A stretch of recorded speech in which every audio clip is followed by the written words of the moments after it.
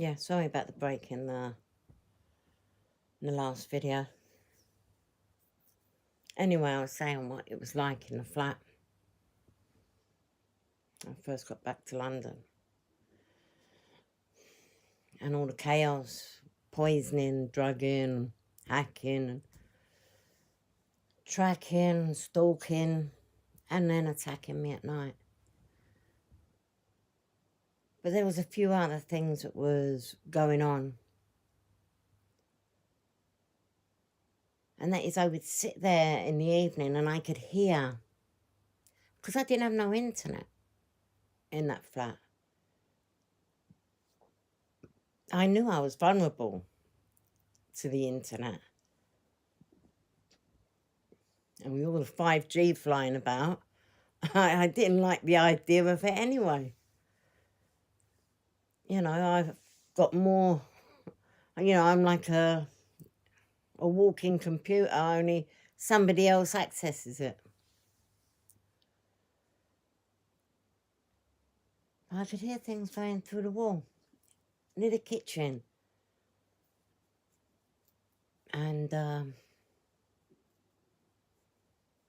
I found one of the cameras. It was a screw in the wall. I didn't know what it was, first of all. I got some knowledge about these cameras, but, yeah, I did take that out of the wall anyway. I did just think it was a screw.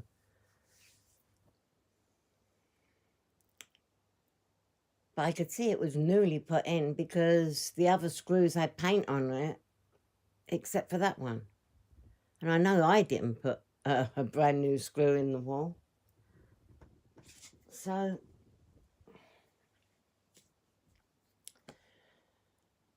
but what them screws were holding in was a vent.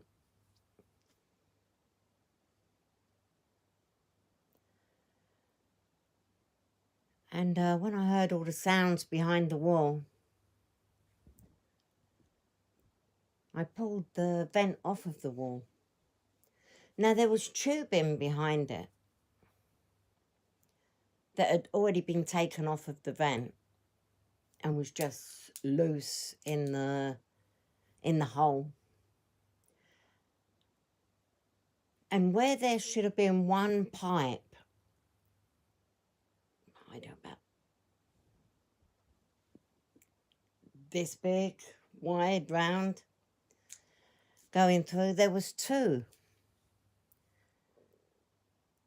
Now, the vent should, the stretchy tube that's like foil plastic paper with like rings to it, should have been attached to the pipe, and there should have only been one of them. And all three of the flats, which are on top of each other, should have gone straight into that pipe, and then the heat that's extracted from, that's what it is, an extractor, should have gone up and through the pipe. But there was two.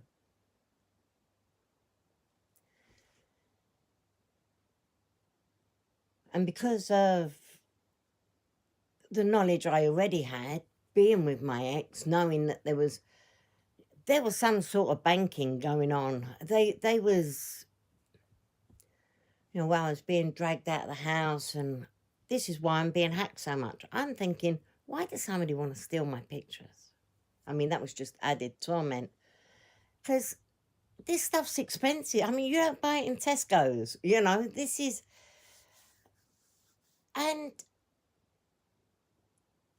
they're jail institutions, and they had police that was allowing them to kill people, attempted to kill me, and that was fine. They'd done nothing. Nothing at all.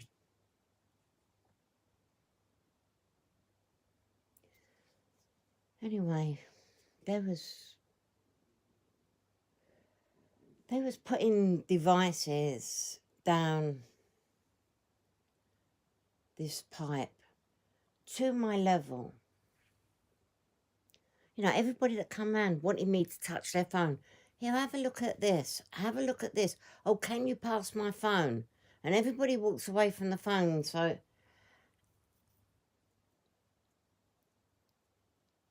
yeah, I'm very aware. You know, and I just found out that there was some kind of banking chip in my hand, because I'd already discovered the business account, which they denied afterwards at my branch. But I mean, too late. I already knew.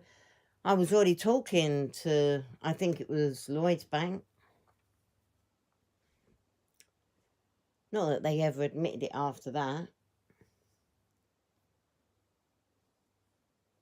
But yeah, I already knew I had some sort of banking chip in my hand, because I touched the pay thingy and it come up declined. You know, to turn it round to, so I can see how much is, yeah, printed on it, and it come up declined. Well, that shouldn't have happened with my hand. So that was absolute confirmation that there was a chip. It was, obviously, they'd taken the money out.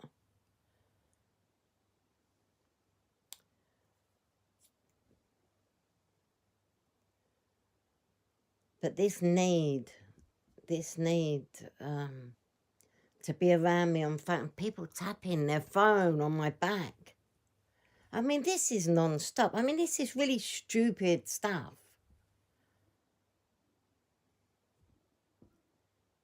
But obviously there was a reason why they were doing it.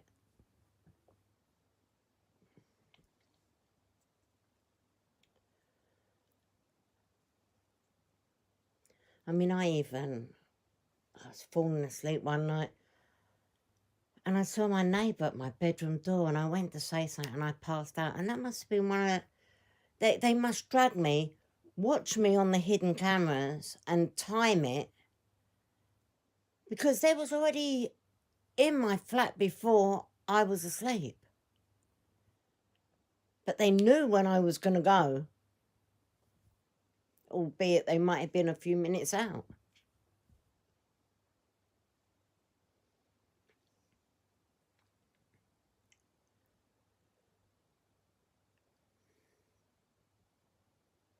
I can't even believe this. You know, you get a few quiet moments like it is right now.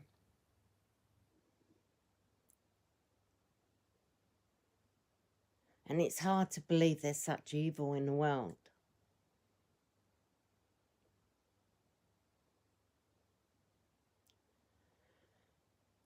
And just recently, when the chaos starts, and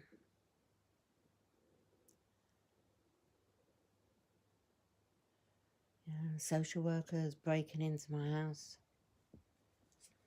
My mother has given her the keys. Oh my God. When I change the lock, she's got a locksmith breaking into my house.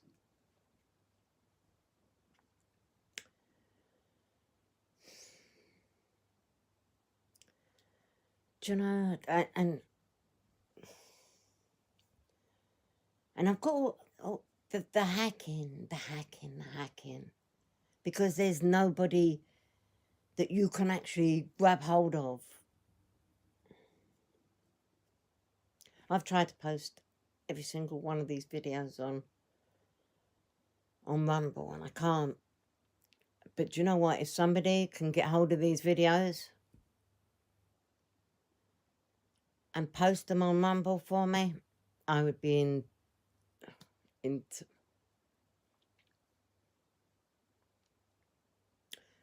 I will be eternally grateful.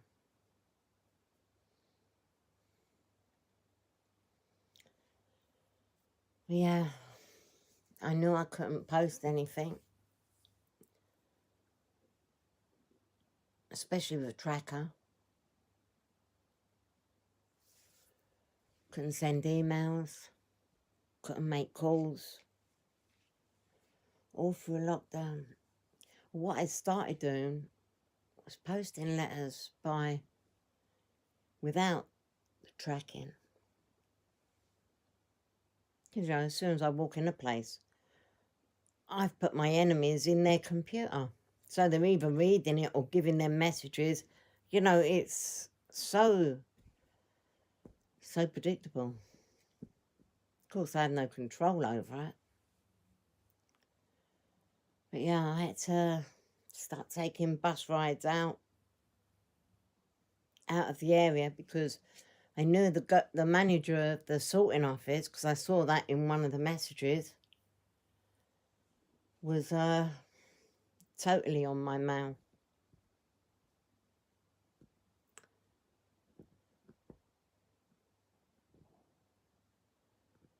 So I travelled right out, and the only people I could think of was, you know, the licenses like belong to the GitHub.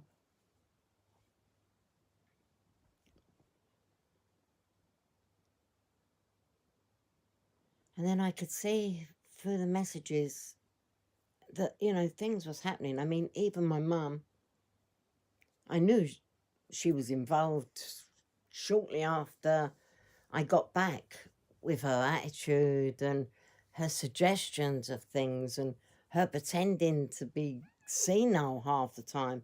I mean, my mum, I mean, no, she's not the sharpest razor in the packet, but she is smart. I mean, she was a computer operator before they even had computers in school.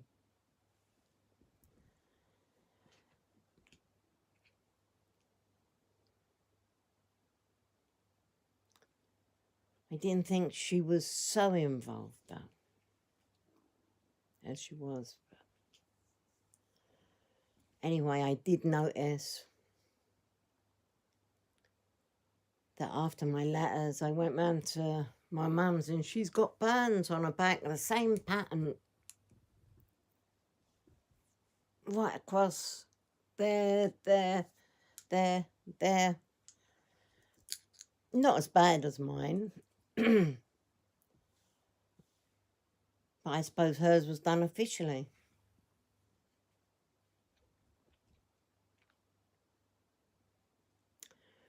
It's really awful to imagine your own mother could go that far.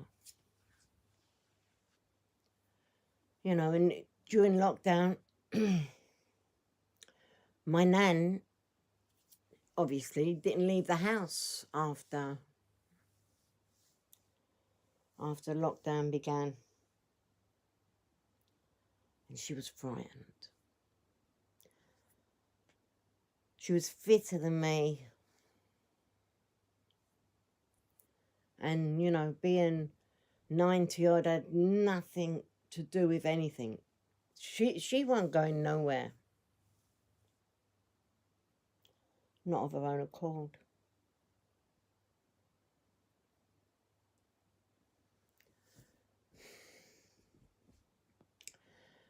Until she was rushed to hospital. Family said, yeah, the doctors think it's a perforated gut. I remember thinking, why would it be a perforated gut? She doesn't drink, she don't eat spicy food. What on earth planet are they on? You know, this is before they've even done any tests. You know, just the stomachache. This is how it went. Take her to hospital. Oh, probably got a perforated gut. Put her on morphine and paracetamol. Two biggest killers. Don't monitor it. You know, put it through the machine. But don't actually monitor how much you're giving her. I'd done a whole bottle. I was there for about 20 minutes and the whole bottle of paracetamol had gone into my nan in a drip.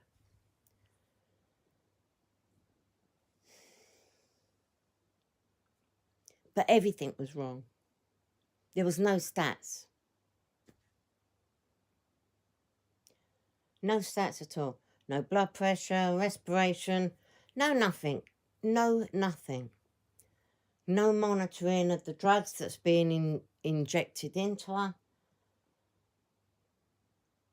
which it should be controlled going into her. Not like this.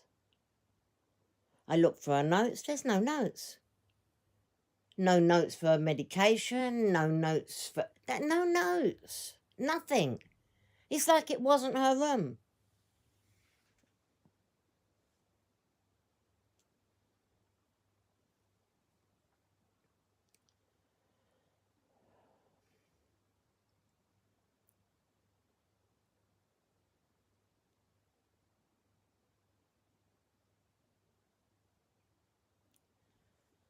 And then she died.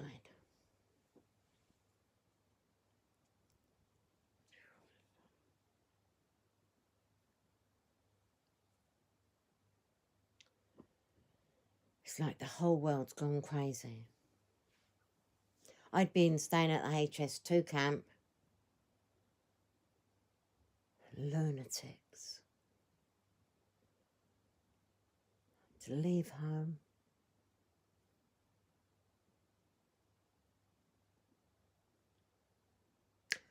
No, I hadn't at that point. That was afterwards.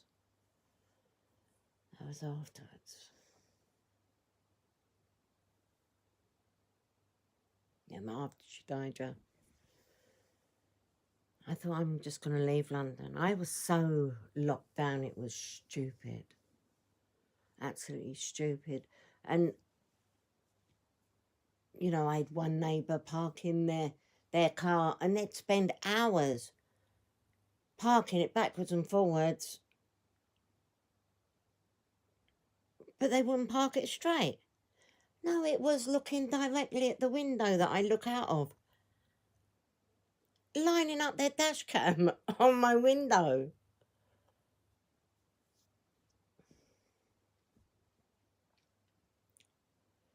Anyway, I wrote to the GitHub, and I think within 4 days, as it has to get all the way to San Francisco, they started parking their car the other way round. It's like whatever I said, they was on it. Until they wasn't. I was forced to get out of that flat because it was dangerous. I was getting really hurt. And I thought, you know, they had killed me in that flat, and I could probably be there for years before anyone would even discover me.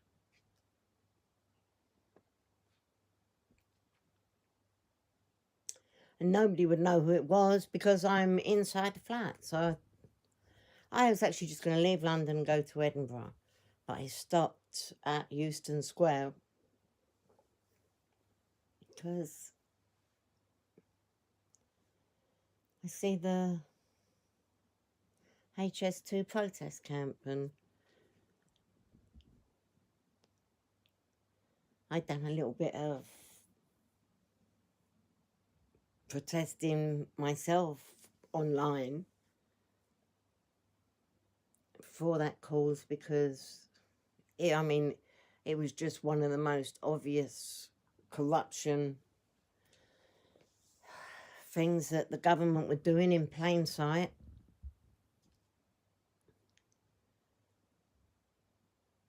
I say one of them. I mean, there are bigger ones.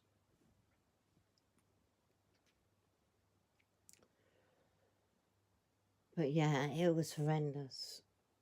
The attacks got worse. Stalking got worse. You know, people were coming up to me and saying, oh, when I first come to this camp, there was an orgy of about 15, 16 people. And then they're like laughing. You know, and at first I'm thinking, well, I was there before you. I don't remember anything like that. What do you know when you're drugged?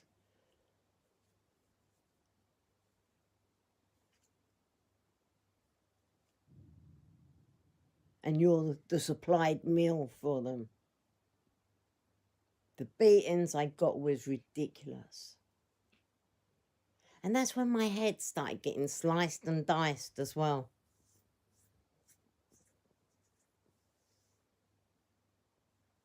That's when it was just getting stupid crazy with burning these things into my back. And it was ultra crazy because this is when I was still seeking help from the police. And I was still seeking help from the hospital. And I still thought, you know, I mean, the reason I stayed there was because during lockdown, you know, there's nobody about anywhere, but Euston Square was pretty busy. And I'm in a tent right in the middle of Euston Square, and I thought if anybody could see what they're doing, if anybody could help me, you know, see what they're doing to me, it would be there. There's cameras on that square 24 hours a day. And no one seemed to help me until they shut the camp down. It was like the purge. It was like the purge. People going missing, dying.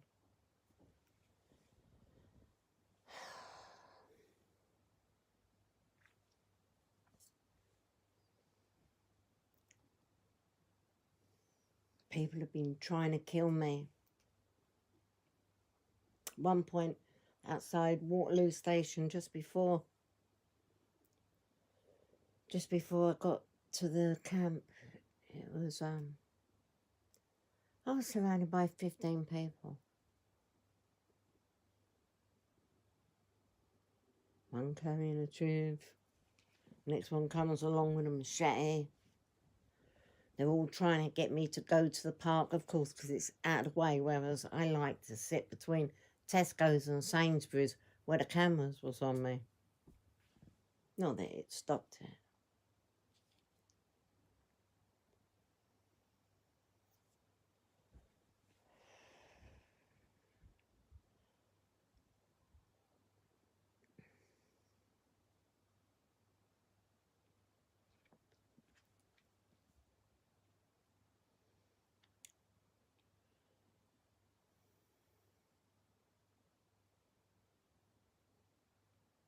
Yeah, I'll make these bite-sized pieces because I can't download them. There was one time I took 3 days and, you know, with the hacking, they just keep stopping it. Can't download anything on Rumble at all. Well, I did. I downloaded one video twice that was shorter, but then it was removed, I think, from my side. So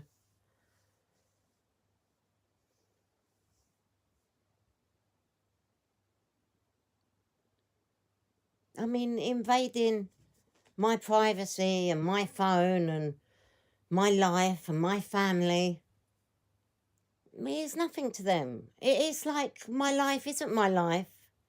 They truly believe that my life is theirs.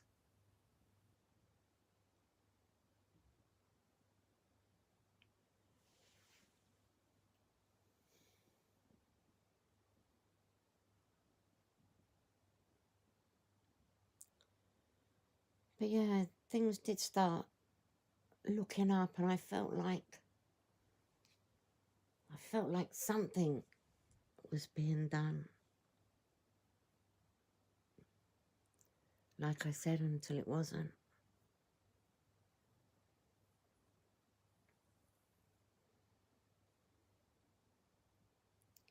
Then it got worse.